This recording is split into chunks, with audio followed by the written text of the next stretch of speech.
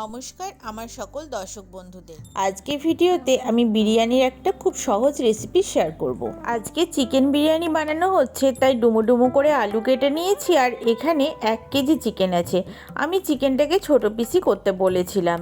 প্রথমে ভাতটা 70% করে নিয়েছি, আর ভাত করার সময় ওই জলের মধ্যে 1 চামচ ঘি আর পরিমাণ মতো লবণ দিয়ে দিয়েছিলাম। যে হাঁড়িতে বিরিয়ানি বানাবো সেই হাঁড়িতে 3 চামচ মতো ঘি দিয়ে দিচ্ছি। দিয়ে দিলাম তেজপাতা আর কয়েকটা গোটা গরম মশলা।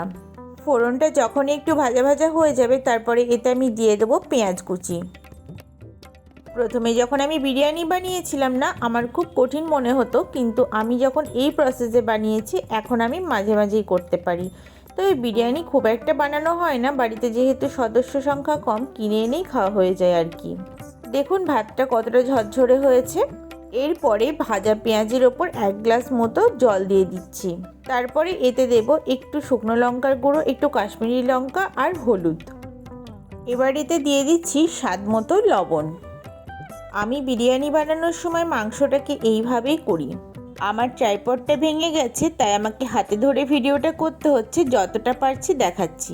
এরপরে এটাতে আমি দিয়ে দিচ্ছি কিছুটা বিরিয়ানি মশলা। এবার জলটা যখনই ফুটে যাবে তাতে আলুগুলোকে দিয়ে দেব। এরপরে এতে দিয়ে দিচ্ছি 1 চামচ মতো ভিনিগার। আমি মাংসটাও দিয়ে দিয়েছি। এবার ওর ওপর দিয়ে 2 চামচ টক দই দিয়ে দিচ্ছি।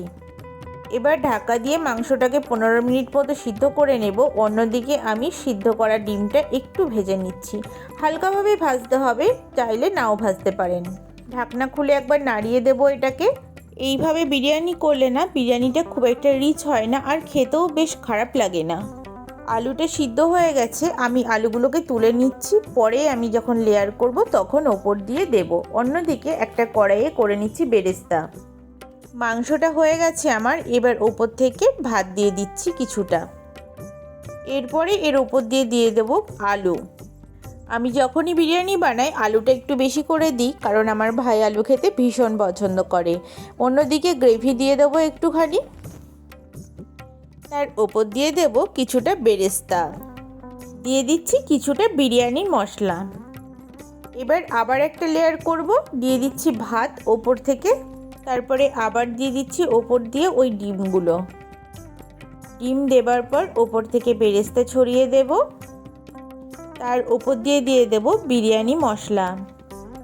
দিচ্ছি 2 চামচ গোলাপ জল, 2 চামচ কেওড়ার জল। দিয়ে দিলাম মিঠা আতর। সব শেষে দিলাম 2 চামচ ঘি ছড়িয়ে।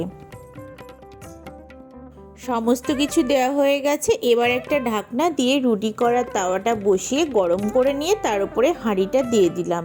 এবার এটাকে দমে দেব আমি 20 মিনিটের জন্য।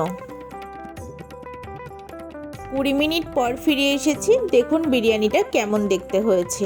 আমার তো এটা বেশ লাগে, কারণ আমি বিরিয়ানি খেতে খুব একটা পছন্দ করি না, তো যতটা হালকা হয় ততটাই ভালো লাগে। আমি ঘিটি একটু কমই ব্যবহার করেছি, চাইলে একটু বেশি দেওয়া যেতেই পারে, যার যার পছন্দ মতো এটা করবে। যদি মনে হয় ভালো হয়েছে তাহলে এই প্রসেসে একবার বিরিয়ানি বানিয়ে দেখবেন, বেশ ভালোই হয় খেতে। আজকে এই পর্যন্তই, আসছি নতুন ভিডিও নিয়ে।